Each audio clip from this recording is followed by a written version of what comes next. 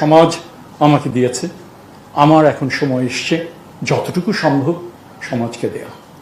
এবং এই ধরনের দায়িত্ব যে আমার নিতে হবে সেটা আমি বুঝিনি, এমনকি যখন আমাকে মাননীয় প্রধান উপদেষ্টা আমাকে ডেকে পাঠালেন দিন 4-5 আগে, অন্যান্য অনেক কথা, মালয়েশিয়ান শ্রমবাজার নিয়ে কথা হলো, অন্যান্য অনেক কথার পরে উনি যখন বললেন যে স্যার এই দায়িত্ব আর পালন করতে চাচ্ছেন না, এবং প্রধান উপদেষ্টা আমাকে বললেন যে এই দায়িত্বটা আমি গ্রহণ করে আমি রীতিমতো অবাক হয়েছি। আমি বললাম আমার এই ধরনের তো অভিজ্ঞতা নেই। উনি বললেন যে তোমার যে কর্ম যে তোমার রয়েছে সেটাই হবে, তুমি খালি ইউ কমিট ইউর সেলফ, তাহলে তুমি এটা পারবে। এবং I thought it's a tremendous opportunity for me যে এই ধরনের আস্থা তিনি আমার উপরে রাখেন এবং রাখছেন।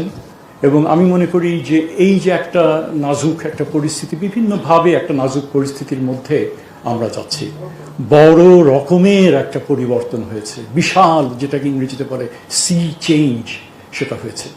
আমরা কখনোই কিন্তু ভাবিনি আমাদের জীবদ্দশায় আমরা এই ধরনের যে একটা মুক্তভাবে আমরা কথা বলতে পারবো, যেটা এখানে তানজিম রয়েছে, আমরা একসাথে বিভাগে ছিলাম, এগুলো অনেক হয়ে যাচ্ছিল। এবং gradually we were resigning to the fact বোধহয় আমাদের জীবদ্দশা শেষ হবে এই ধরনের একটা পরিস্থিতির মধ্যে।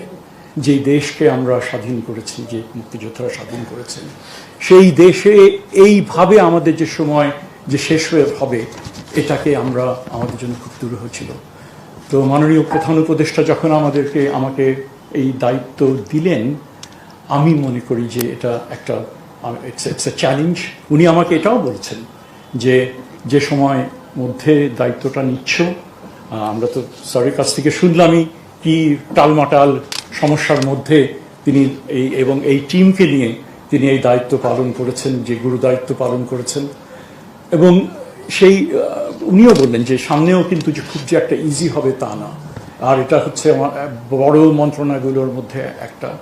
আর ডেফিনেটলি এটার যে বাজেটারি অ্যালোকেশন ছাড়াও এটার যে স্যার যেটা বললেন যে গ্রামেগঞ্জে একটা পরিবারের যে ছাত্র স্কুলে যাচ্ছে সেও এটার পার্ট, সেই পরিবারও এটার পার্ট।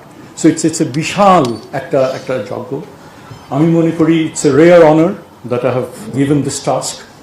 আমি এটাও মনে করি যে আপনাদের মতো যোগ্য লোকজন এখানে আছেন, ভাই যেটা বললেন যেভাবে তারা দায়িত্ব সামলেছে, সমস্যা আছে, সমস্যা থাকবে, এবার আমি মনে করি আপনাদের সহযোগিতা নিয়ে আমরা অবশ্যই যে একটা গুরু দায়িত্ব, সেই গুরু দায়িত্ব আমরা পালন করব।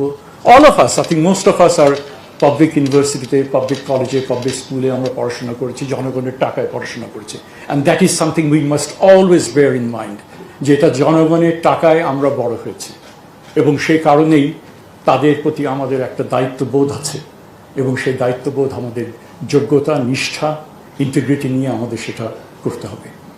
তো এতটুকু আমাকে বিভিন্ন সময়ে দায়িত্ব পাওয়ার কথা কানাঘুষা যখন চলছে, বিশেষ করে কালকের সন্ধ্যার পর থেকে পত্রিকাগুলো বলেছে আপনার কি করতে চান, আপনার ভিশন কি, রীতিমতো একটা বিষয়ের মধ্যে পড়েছিলাম, তবে এবং সেটা আমার চিন্তাকে গোছাতেও সাহায্য করেছে। তো সেক্ষেত্রে আমি যেটা বলবো, আমি মনে করি শিক্ষা হচ্ছে সেই বৈষম্যহীন সমাজ গঠনের সবচেয়ে গুরুত্বপূর্ণ বাহন। আমি এমন এক শিক্ষা ব্যবস্থার কথা ভাবি যা হবে ব্যক্তির কর্মদক্ষতা অর্জন, তার আত্ম উন্নয়নের উপযুক্ত পথ, যা হবে আর্থসামাজিক উন্নয়ন ও বিজ্ঞান প্রযুক্তিভিত্তিক উৎকর্ষে সহায়ক, এবং যা হবে সামাজিক ন্যায় বিচার প্রতিষ্ঠার লক্ষ্যে মূল্যবোধ সম্পন্ন নাগরিক তৈরির উপায়। আমি এটাই মনে করি, এবং আমি এমন শিক্ষা ব্যবস্থার স্বপ্ন দেখি যেখানে আমাদের ছাত্রছাত্রীরা দেশের ভেতরেই তাদের ভবিষ্যৎ দেখতে পাবে এবং বাংলাদেশ থেকেই বিশ্বকে নেতৃত্ব দেবে।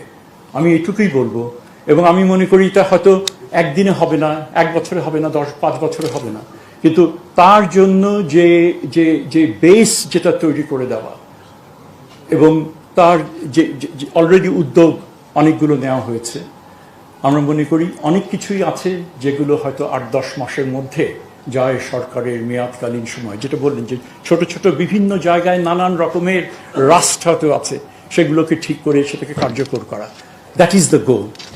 এই ধরনের যদি হাই ইম্প্যাক্ট, যদি স্বল্প মেয়াদী বিষয়গুলোকে আমরা আইডেন্টিফাই করব এবং সেগুলো ব্যাপারে আমরা শুরু করব, এবং এছাড়া লং ড্রন যে কিছু ইস্যুস যেগুলো আছে যেগুলো আমাদেরকে সমাধান করতে হবে বলে যদি আমরা মনে করি, তাহলে আমরা অংশীজনদের নিয়ে আমরা সেগুলো নিয়ে আলাপ আলোচনা শুরু করব, যাতে তাদেরও একটা এখানে স্টেক হোল্ডার হিসেবে তাদের একটা দায়িত্ব থাকে। আর এই যাত্রায় আপনাদের বিভিন্ন প্রতিষ্ঠান থেকে যারা রয়েছেন, একদম ইউনিভার্সিটি গ্রান্টস কমিশন থেকে শুরু করে নিম্ন পর্যায়ের বিভিন্ন প্রতিষ্ঠান এবং যে মানে অন্যান্য যে সমস্ত অঙ্গ প্রতিষ্ঠানগুলো রয়েছে, আমরা মনে করি আমরা একই সাথে আমরা এগিয়ে যেতে পারবো। এবং শিক্ষাকে যে জাতির, যেটা বলছেন স্বাস্থ্য এবং শিক্ষা, এটা হচ্ছে যে অধিকারের সবচেয়ে বড় রকমের এটা একটা অধিকার আমরা মনে করি। এবং ফাউন্ডেশনাল সেক্টর, এই ফাউন্ডেশনাল সেক্টরকে আমরা যে দায়িত্ব আমাদের উপর অর্পিত হয়েছে, আমরা আশা করি সেই দায়িত্ব আমরা যৌথভাবে পালন করব। সহযাত্রী হিসেবে আমরা সবাই থাকব।